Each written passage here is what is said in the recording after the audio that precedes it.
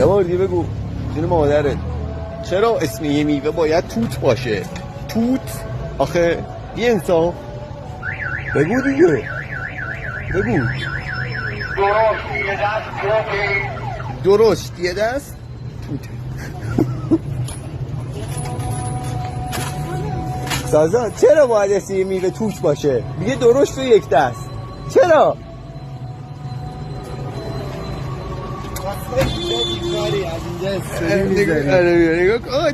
چرا باید اسم یک میوه درشت و یک دست توت باشه؟ توت باشه به من چه اون داره میگه؟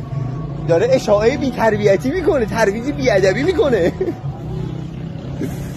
میگه درست و یک دست چرا؟ اون کسی که اسم این میوه رو گذاشته توتو من میخوام، من زنده